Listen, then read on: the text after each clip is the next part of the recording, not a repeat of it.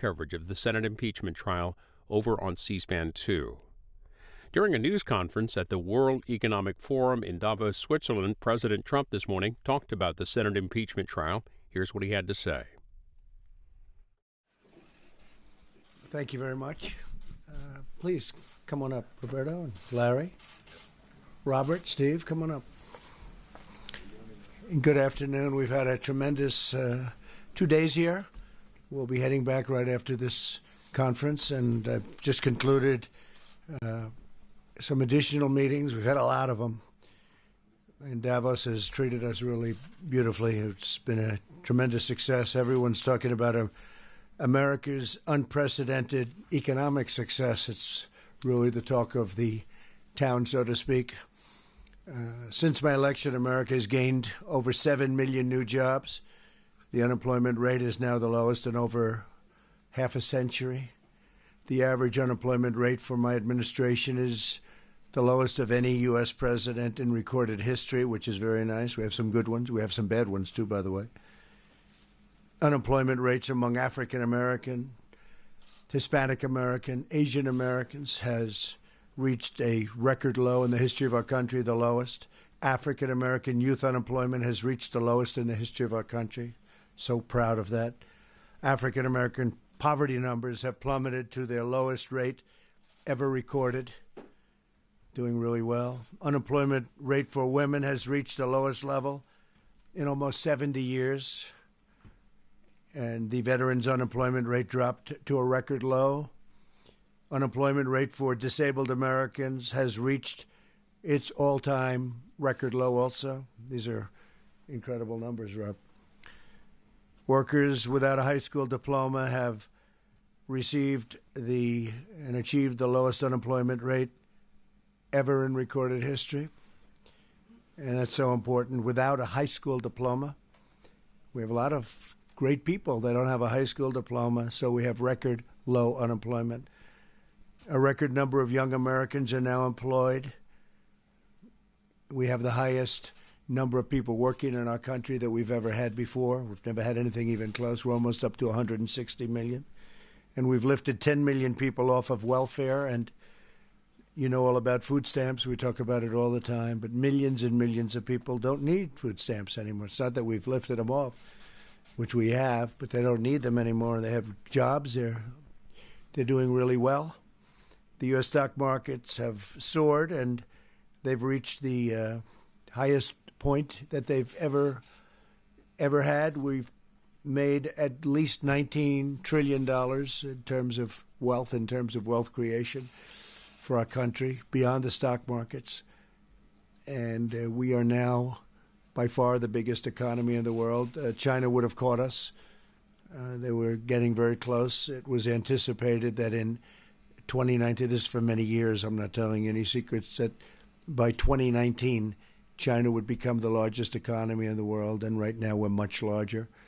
But we have a great new deal with China, great deal. We have, I would say, our best relationship that we've ever had with China on top of everything else.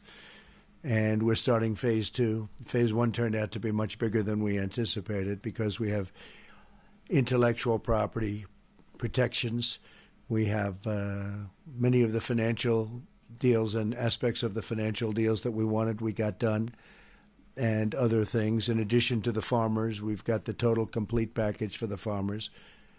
And we think we estimate that'll be anywhere between $40 and $50 billion.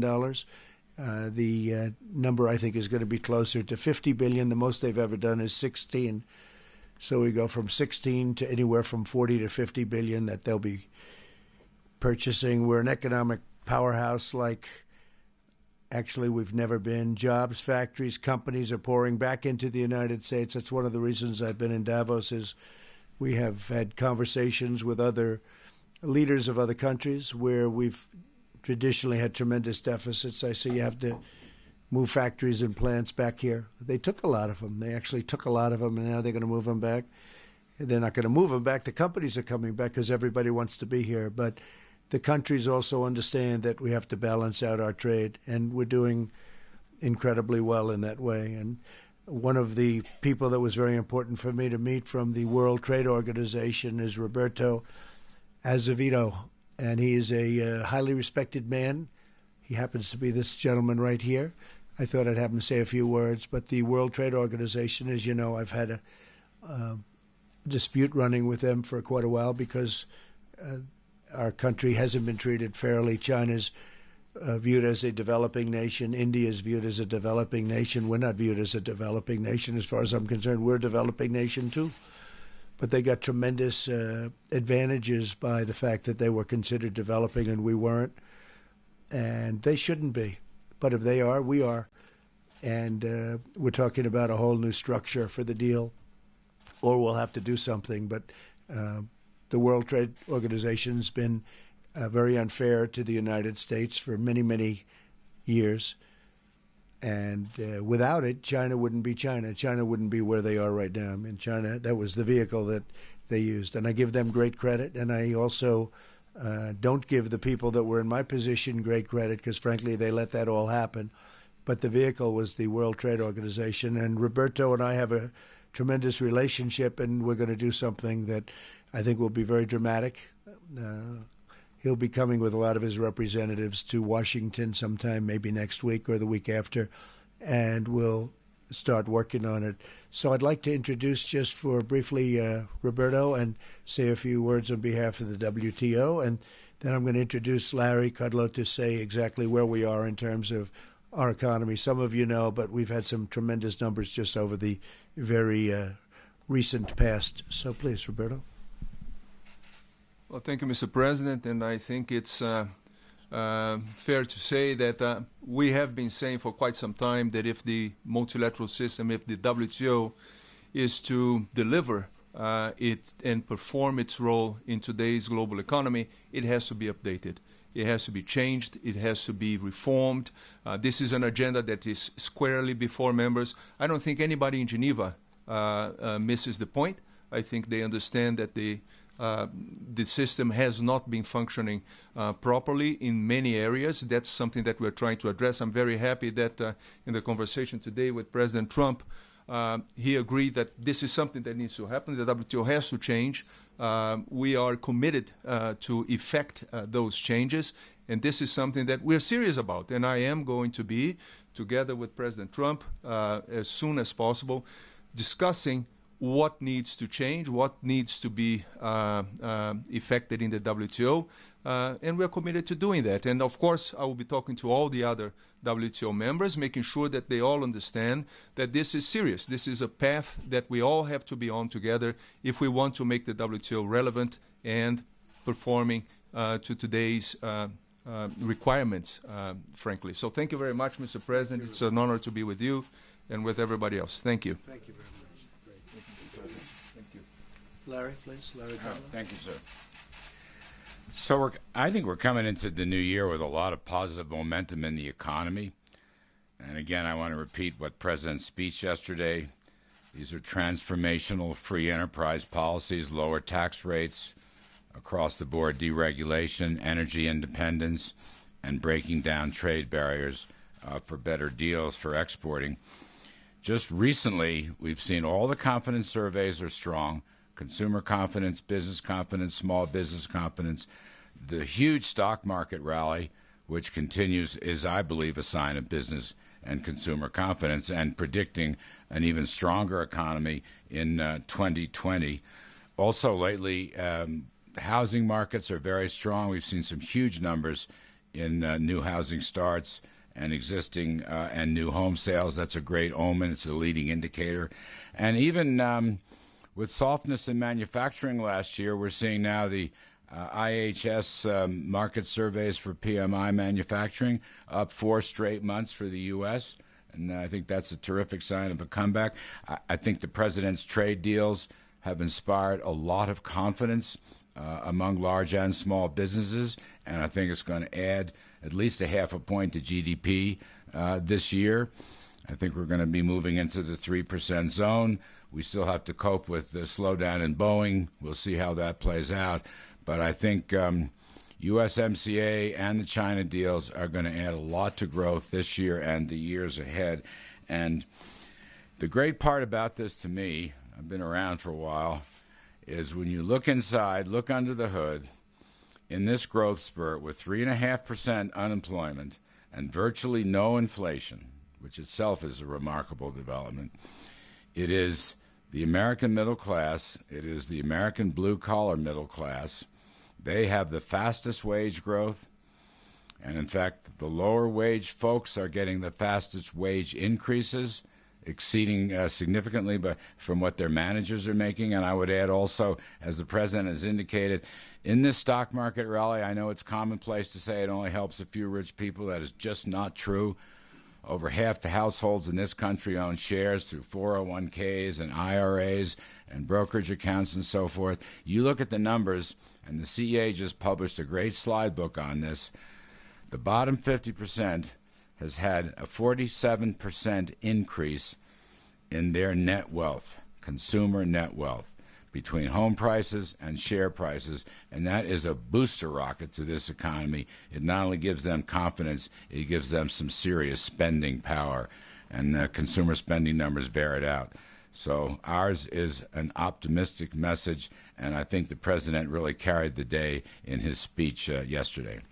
Thank you, sir. Thank you very much, Larry. I mean, when you think that soon, it'll start pretty soon. It's already started to a certain extent. I asked them to do it. China is going to be purchasing more than $250 billion worth of goods from our country. That's massive. Those are numbers that nobody's ever heard of before. And that number can grow. It can grow. With time, it's going to grow substantially, I predict. And then you have the USMCA, Mexico, Canada, and that's massive numbers we're talking about there. And we made a deal with Japan, $40 billion. And we made a deal with South Korea. That's a tremendous deal also. That was a horrible deal. We turned it into a really good deal. So it was really something. While we were in Davos, most of you know this, we met with the world leaders, various world leaders, including the president of the European Commission, who we're going to start negotiating a trade deal with, because the European Commission was, frankly, in many ways tougher than China. I say that respectfully, but that's the way it is. They've taken advantage for a long time, and so we're going to have a deal. I suspect we're going to be able to make a deal. Otherwise, we'll have to do something else. And I think they're going to make a deal. They haven't wanted to negotiate with past presidents, but they're going to negotiate with me. The president of the Swiss Confederation, who's been very nice and terrific. The president of Kurdistan, we had a tremendous meeting, along with President Saleh of Iraq, Prime Minister Khan of Pakistan, and President Ghani of Afghanistan. In addition, we met with many of the business leaders, both at breakfast today and lunch yesterday and dinner yesterday. Many of you were at those meetings, at least for a little while. And tremendous numbers of jobs will be coming into the United States. A lot of these leaders, these are the biggest business leaders in the world.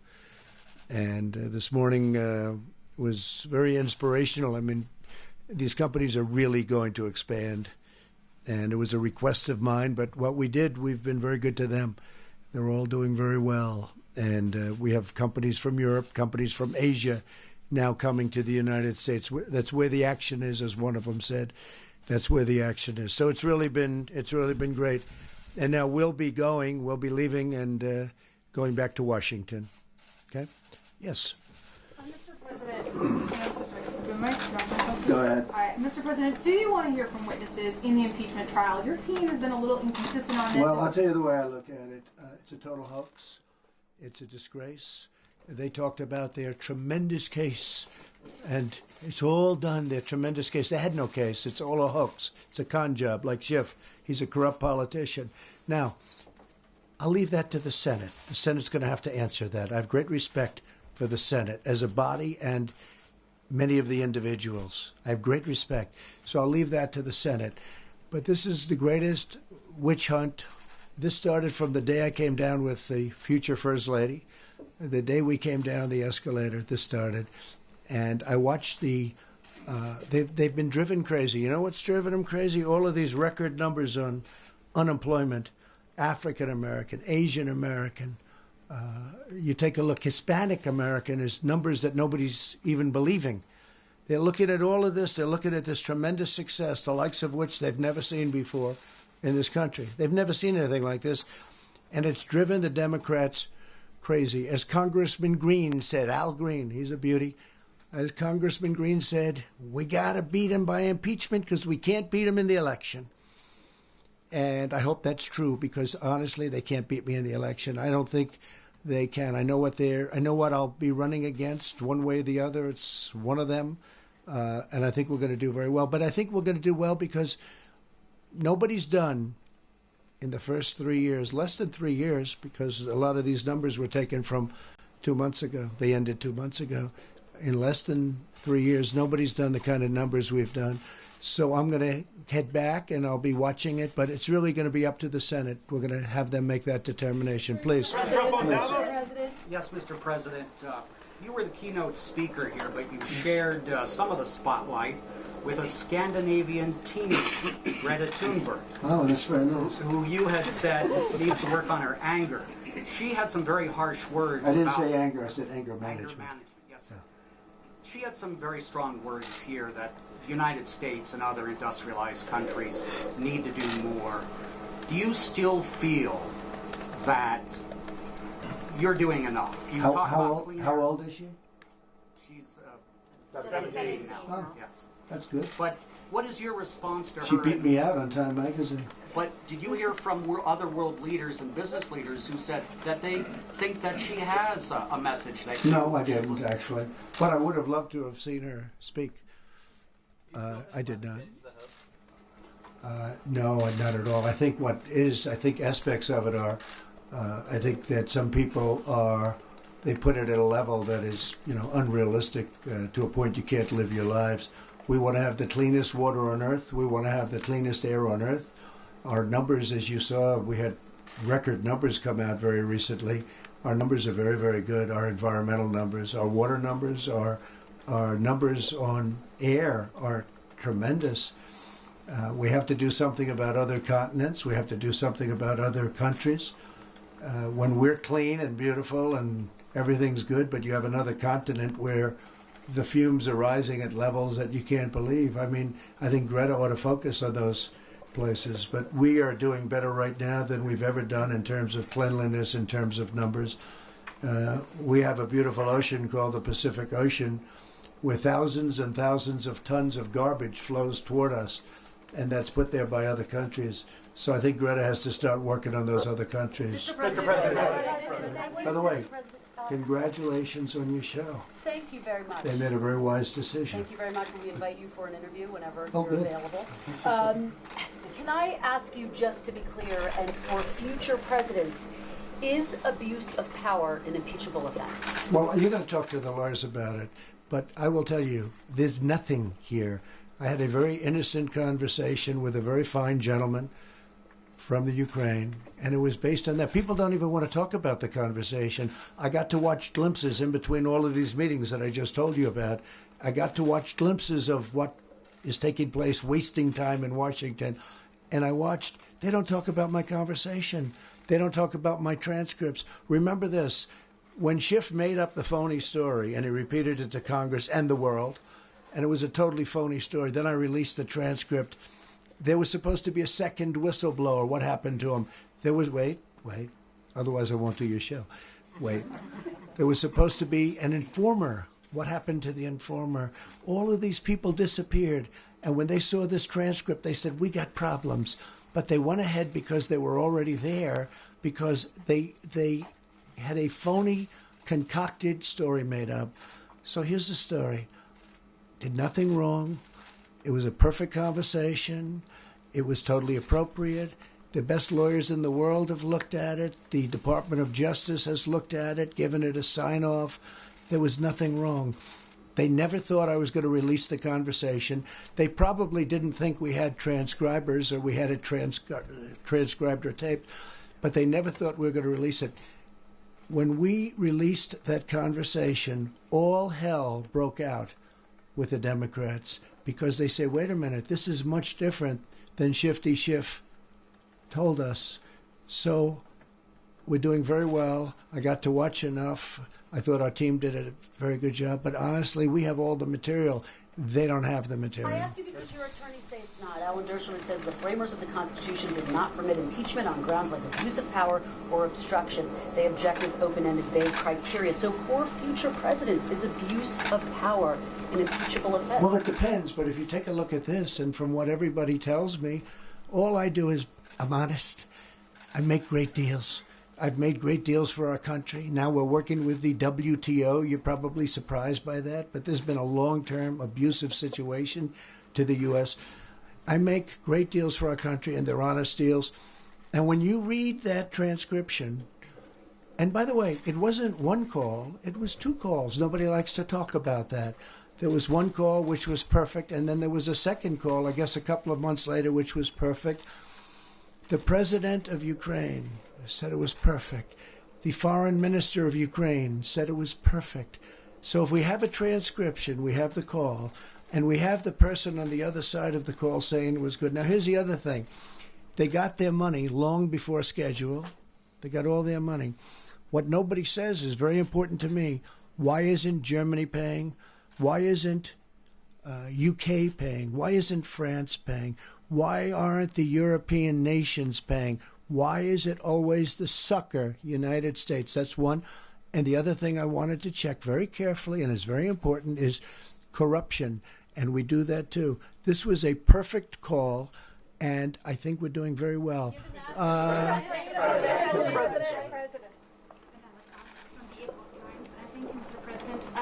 For the phase 2 China trade deal, do you expect human rights in Hong Kong to be part of the discussion? We are discussing that already, yes. We would like to see if we can do something. But again, we're doing a trade deal, and it's a very big deal. Phase 1 is done. Phase 2 is being discussed. We are discussing aspects of your question, yes. Mr. President, thank you. Just to clarify on Paula's question, we know that the Senate will set the rules for witnesses, but what did you want? At one point, you demanded witnesses. I can live either way. But what I did can you live. want? I'll tell you what I think. It's such a hoax. I think it's so bad for our country. When we have the head of the World Trade Organization here, and he has to listen to this nonsense about a call that was perfect, that nobody talks about.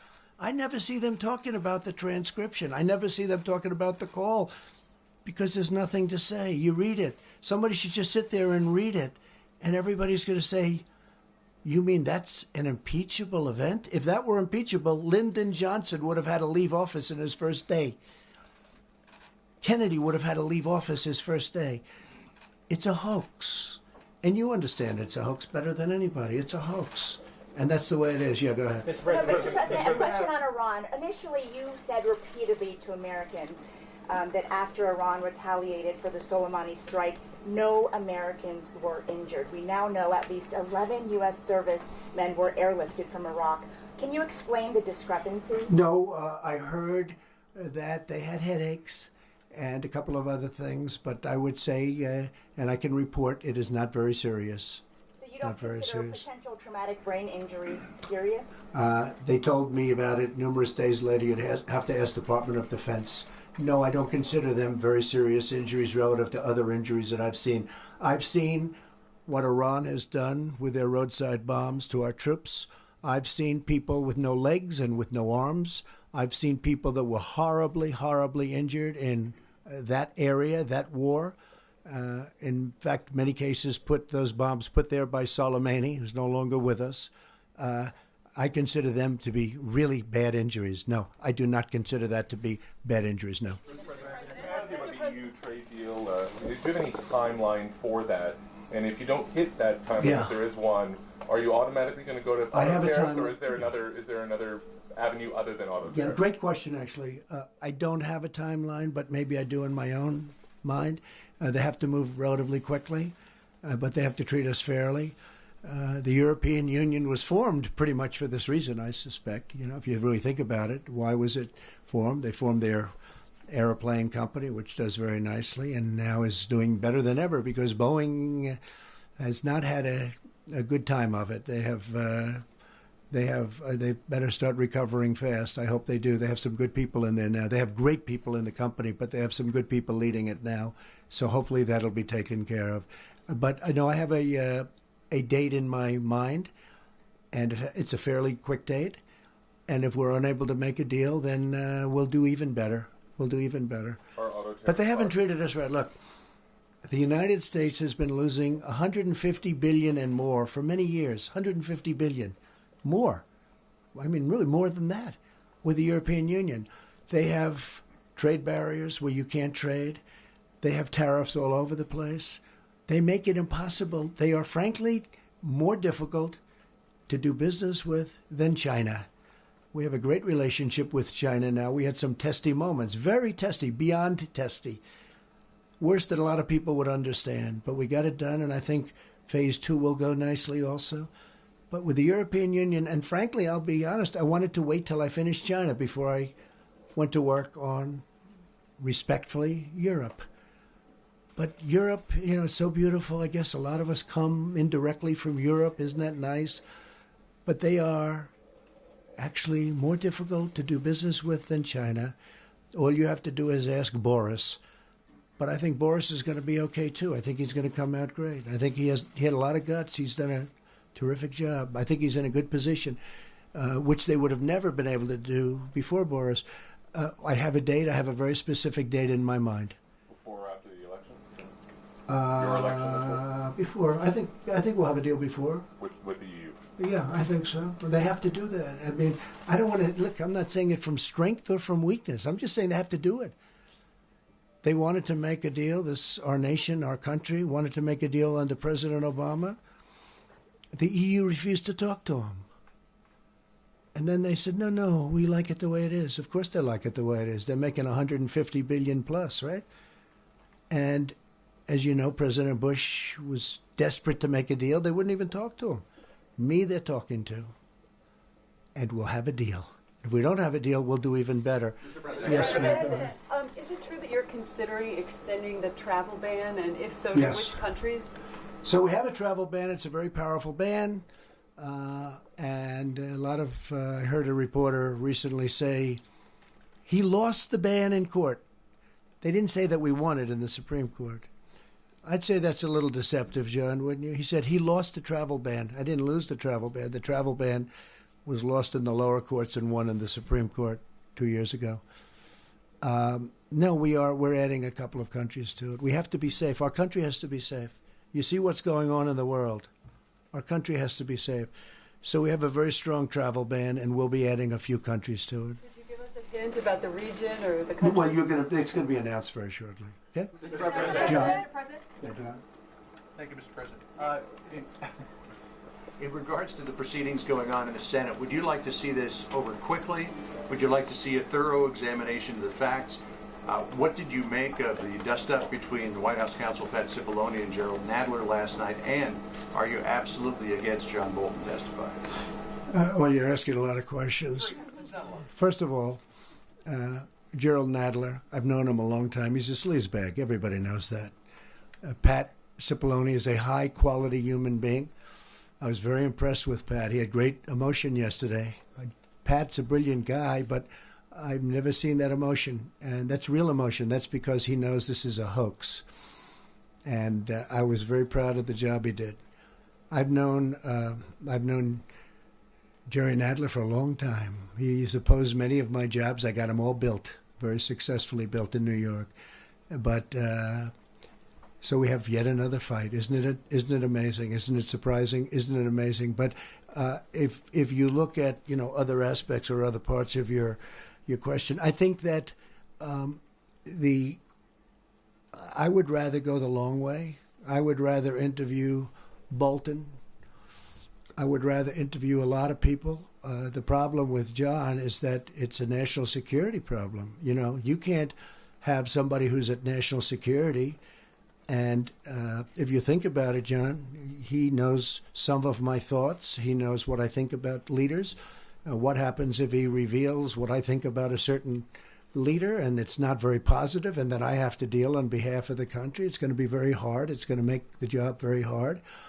He knows other things, and I don't know if we left on the best of terms. I would say probably not, and so you don't like people testifying when they didn't leave on good terms, and that was due to me, not due to him. And so we'll see what happens. But when you have a national security, you could call it presidential prerogative. You could just call it, the way I look at it, I call it national security for national security reasons. Executive privilege, they say. So that John would certainly fit into that. When you're a national security advisor, like this gentleman's doing a fantastic job, Robert, I just think it's very hard. And I've always gotten along. I've actually gotten along with John Bolton. He didn't get along with other people, a lot of other people, but when he knows my thoughts on certain people and other governments, and we're talking about massive trade deals and war and peace and all these different things that we talk about, that's really a very important national security problem, I think, having somebody. Other people, Mick Mulvaney is probably around here someplace. I'd love to have Mick go, but I think that he's really expressed himself very well when he did a Chris Wallace interview. That was a very, very powerful interview. That was a long, tough. Chris is a tough interviewer, a very talented guy, and I think it's not much he can add. He's been great. I would like to have. I'll tell you what I don't like, though. I'd love to have Mike Pompeo testify. But again, that's a national security problem. But I'd love to have Mike Pompeo, but it's a national security problem. I'd love to have Rick Perry. Rick Perry has asked me, I'd love to testify. Please let me testify. Because he knows this is all a hoax. He understands it better than most. And Rick Perry would love to testify. But we're dealing with national security. We're dealing with one other thing. Our country's been tied up with this hoax from the day I came down the escalator. We've been fighting it. I've been fighting it from the day I've been elected.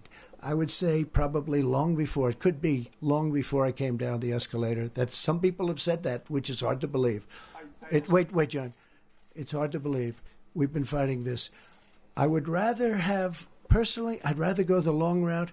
It's horrible for our country. Our country has to get back to business.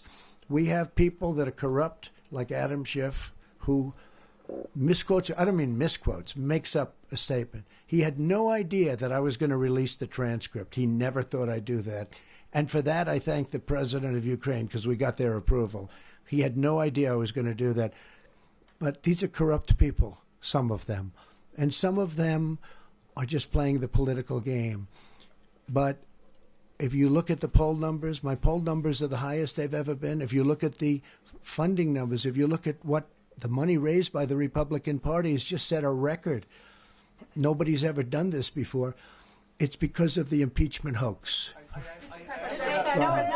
Sorry. I've got 3 quick ones too, Mr. President, if you don't mind. 3? 3, yes. Well, my husband has 3. That means 6. No, that 6 means for the family.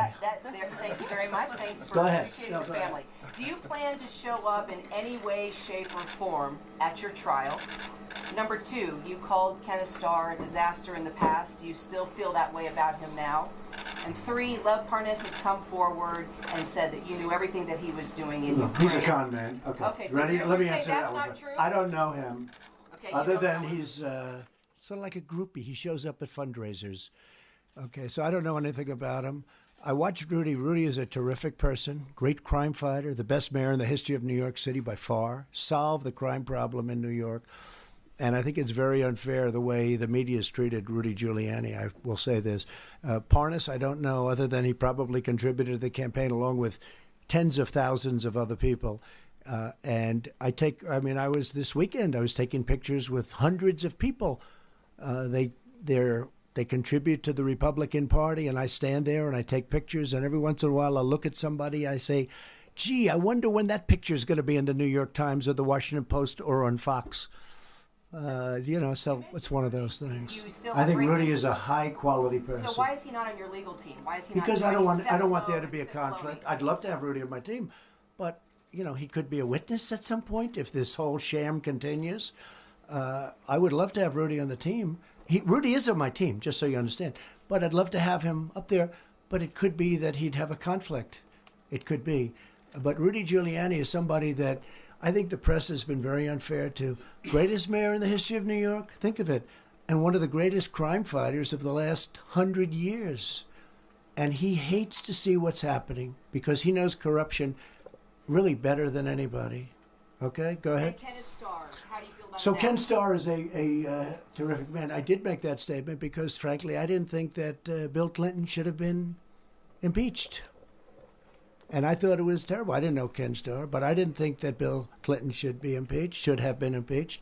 And I was pretty vocal about that. I didn't know Ken, but what I did know is he was very smart. He was very tough. He was very talented. But in a certain way, I was sticking up for Clinton, for Bill Clinton.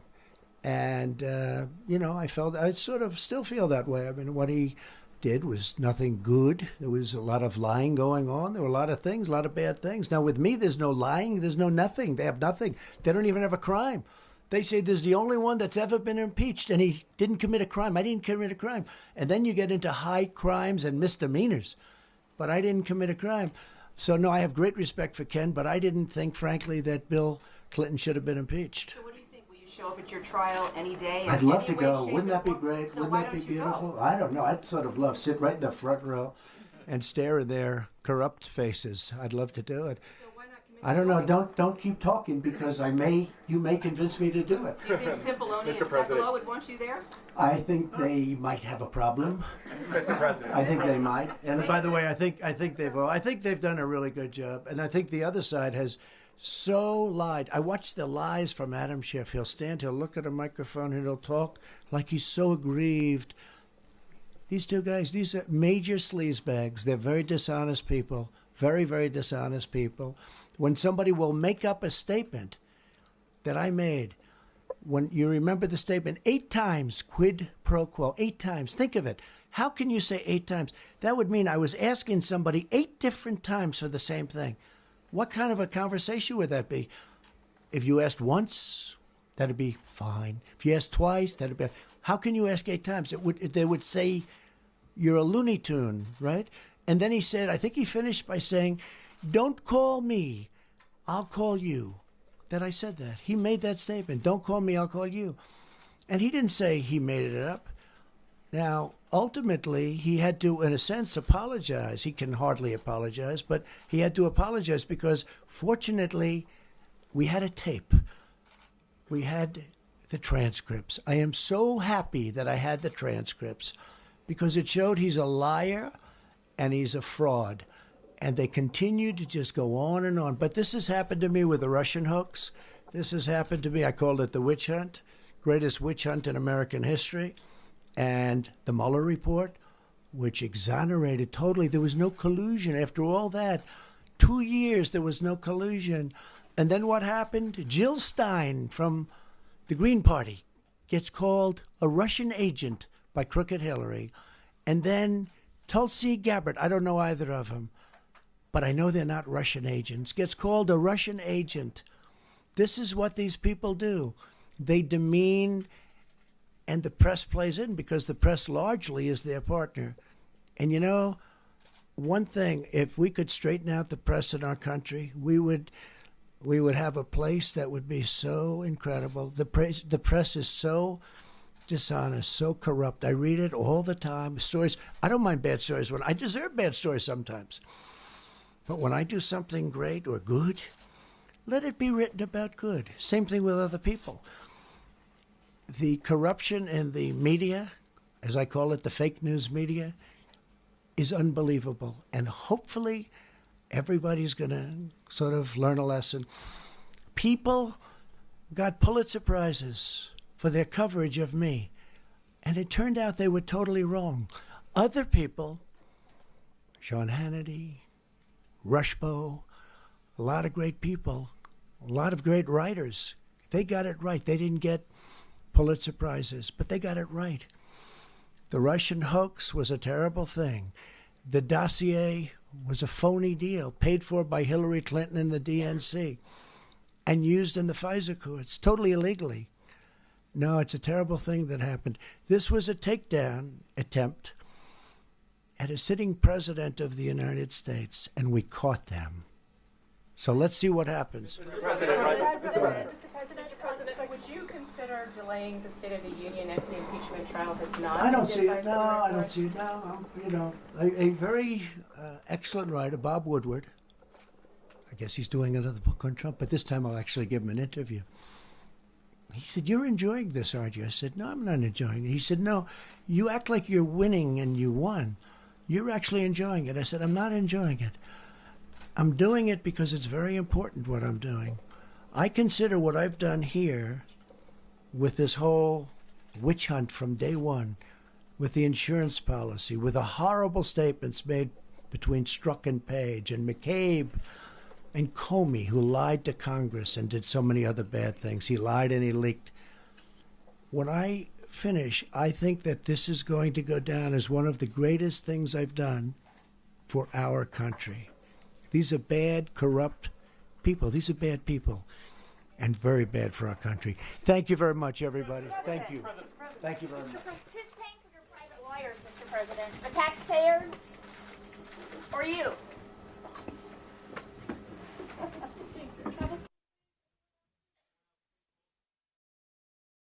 The Senate impeachment trial of President Trump continues today at 1 p.m. Eastern with opening arguments.